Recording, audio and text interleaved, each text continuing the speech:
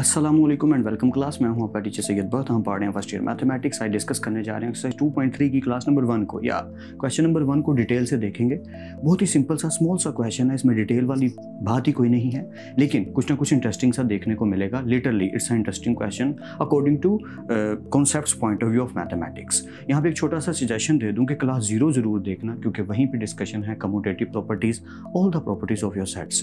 तो बेटर होगा कि आपने वो ज़रूर देखी हों, इसलिए मैं सजेस्ट करता हूँ दो सजेशंस जो मैं हमेशा करता आ रहा हूँ, अभी भी कर देता हूँ कि क्लास 0 से देखा करो हर एक्सरसाइज को। तो अगर आपको क्लास 0 ढूंढने में प्रॉब्लम हो तो बड़ा सिंपल सा इसका एक सजेशन है कि आप डिस्क्रिप्शन बॉक्स ज़रूर चेक कर लिया करो, और जब मेरे यूट्यूब चैनल पे जाओ तो प्लेलिस्ट वाले पोर्शन में जाया करो, वीडियोज़ वाले पोर्शन में जाने की बजाय। जब आप प्लेलिस्ट वाले पोर्शन में जाओगे तो वहाँ पर हर एक्सरसाइज की सेपरेट प्लेलिस्ट आपको मिलेगी।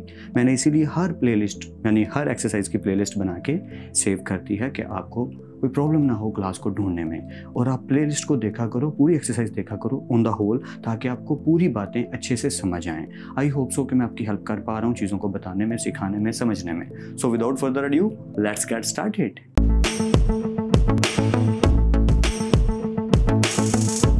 Welcome back class. स्टार्ट करते हैं छोटी सी बात से इस क्वेश्चन को।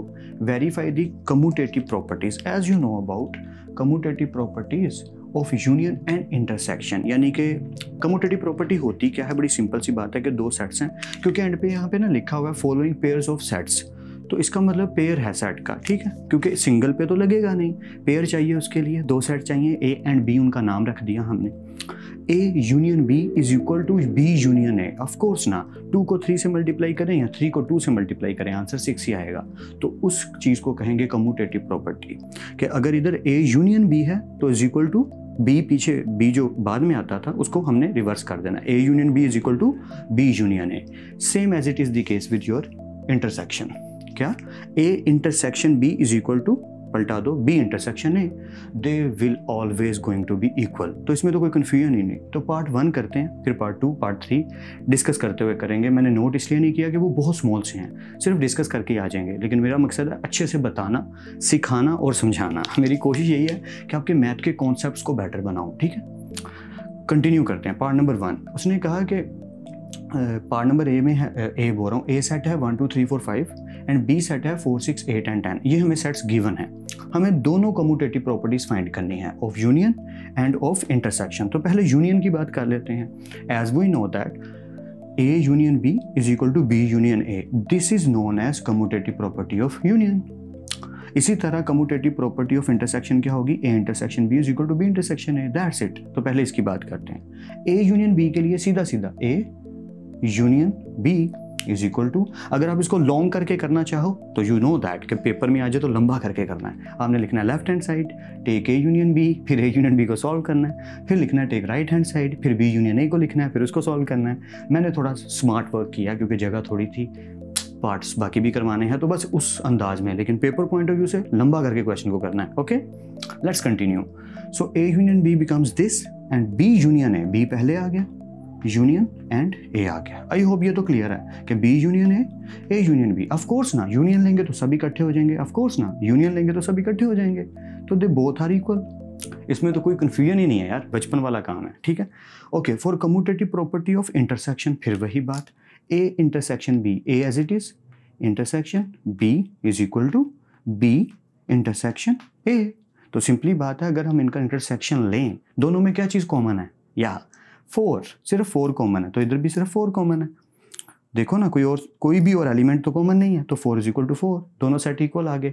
तो ये बस प्रूव हो गया, कम्यूटेटिव प्रॉपर्टी एंड हो गई। किसके लिए? For intersection and for union.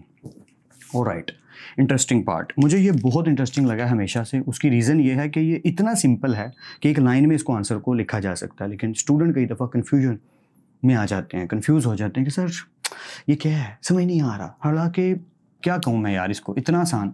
देखिए उसने ए के बारे में क्या लिखा, A is equal to X such that X belong to real numbers and X is greater than और इक्वल टू 0। इसका मतलब जो ए सेट है वो 0 से, एक्स जो है वो 0 से ग्रेटर है, तो मैं इसको लिख नहीं सकता। क्यों? अब जो रियल नंबर हैं वो भी जो ग्रेटर देन 0 वाले हैं, वो नंबर जो 0 के इक्वल और 0 से ग्रेटर हैं और रियल हैं।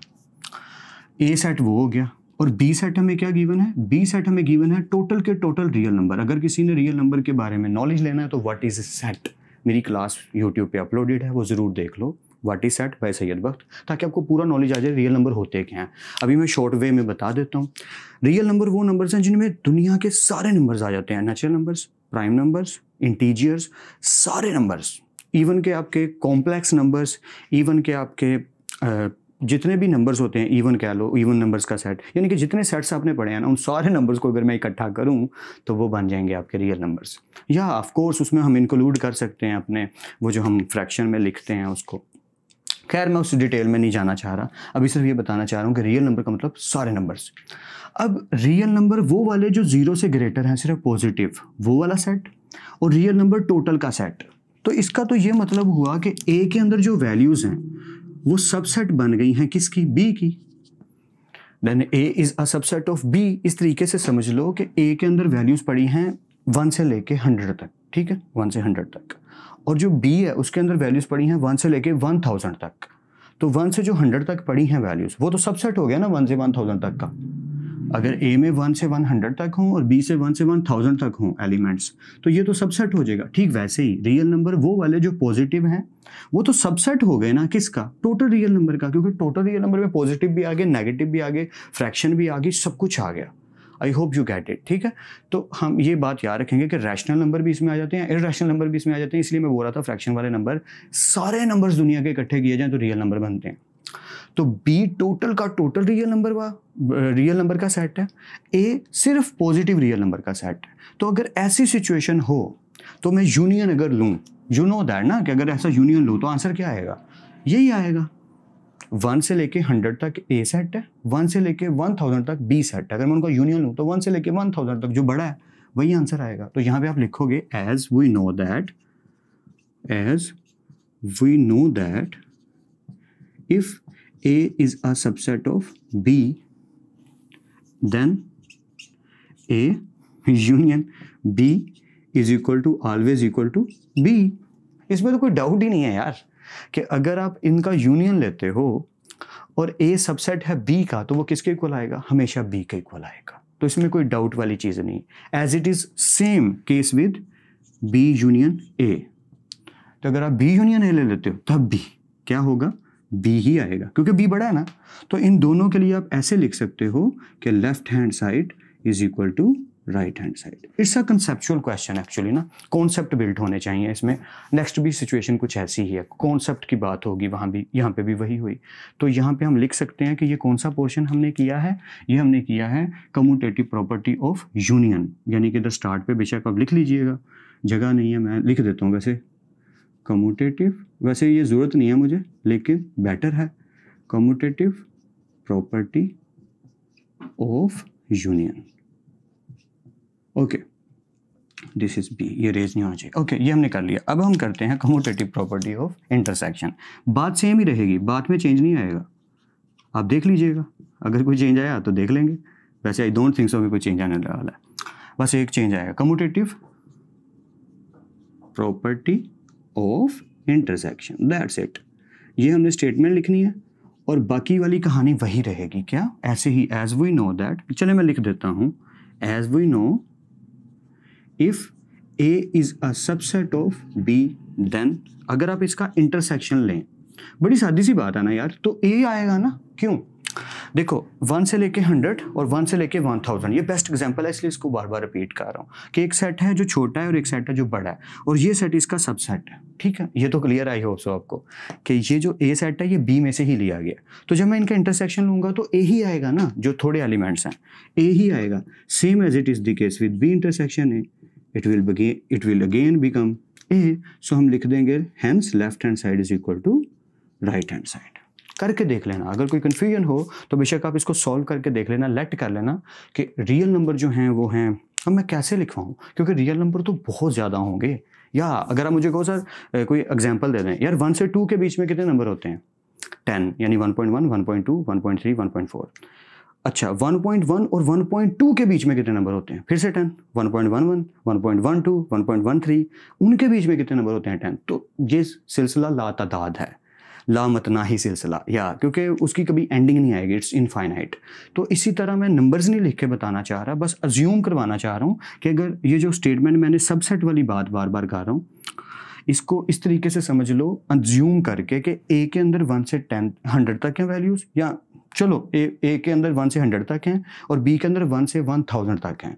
उस अंदाज से अगर आप ये सॉल्यूशन को देखो तो आपको पूरी समझ आ गई होगी। एंड आई होप कि आपको समझ आ रही। मैं लंबा करके इसलिए बता रहा हूँ कि पूरा कॉन्सेप्ट बने, वरना क्वेश्चन तो सिर्फ 1 मिनट का है, देखना ये 1 मिनट में होगा। पार्ट नंबर 2, पार्ट नंबर 3 पहले करवाने के पीछे रीज़न ये थी कि लंबी कहानी सुनानी थी। पार्ट नंबर 2 तो बहुत छोटा है, देखो ज़रा कैसे। As we know that natural number का जो सेट है वो 1 से शुरू होता है और जाए जा रहा है, चला जा रहा है, जाए जा रहा है, वी डोंट नो कहाँ तक जा रहा है। जी डिनोट करता है सेट ऑफ इंटीजर्स को, ठीक है, इसमें 0 भी आ गया, +-1 आ गया, +-2 आ गया, +-3 आ गया, and so on goes on. या हमें नहीं पता ये कहाँ तक जा रहे हैं, we don't know about the ending of this set. तो क्या किया जाए? अब सीधी सी बात है कि जो n है यहाँ पे सिर्फ पॉजिटिव वैल्यूज, क्या ये सबसेट नहीं है जी का? ऑफ कोर्स ना, n is a subset of z, तो स्टेटमेंट से सेम हो गई। या अगर आप कम्यूटेटिव प्रॉपर्टी, इधर मैं लिख देता हूं कम्यूटेटिव, पूरी लाइन वैसे लिखने की जरूरत नहीं लेकिन लिख लेते हैं, commutative property of union according to this. अगर देखा जाए because n is a subset of z, तो अगर हम n का यूनियन लें z से तो क्या आएगा? You guess it right, z आएगा। और अगर z का यूनियन लें n से तो क्या आएगा? z आएगा। सही गेस किया आपने। और रीज़न यही वाली है कि z के अंदर तो पॉजिटिव भी सारे हैं, नेगेटिव भी सारे हैं, जीरो भी है। नेचुरल नंबर में 1 से फॉरवर्ड वे में पॉजिटिव सारे नंबर्स हैं इनफाइनाइट तक, ठीक है, ये भी इनफाइनाइट तक।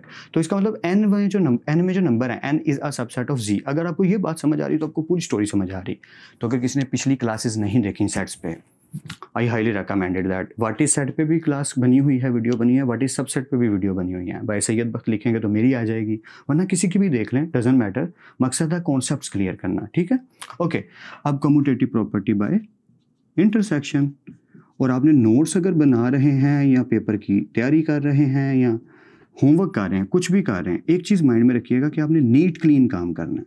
टीचर समटाइम ना कचरा मचा देते हैं या वाइट बोर्ड को कचरा सा बना देते हैं, मैं भी समटाइम ऐसी मिस्टेक्स करता हूँ, सॉरी फॉर दैट। लेकिन आपने नीट क्लीन काम करना है, बना बना के लाइनों को प्यारा प्यारा लिखना है।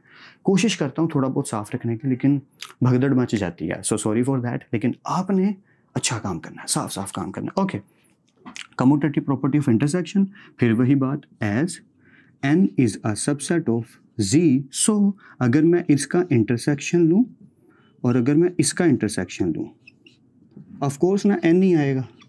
अगर आप इन दोनों का इंटरसेक्शन ले लें तो क्या होने वाला है? n नहीं आने वाला है, पॉजिटिव दोनों में है। फिर अगर आप इसका इंटरसेक्शन ले तो भी n नहीं आने वाला है। मतलब n इंटरसेक्शन z लो या z इंटरसेक्शन n लो, आना n ही है।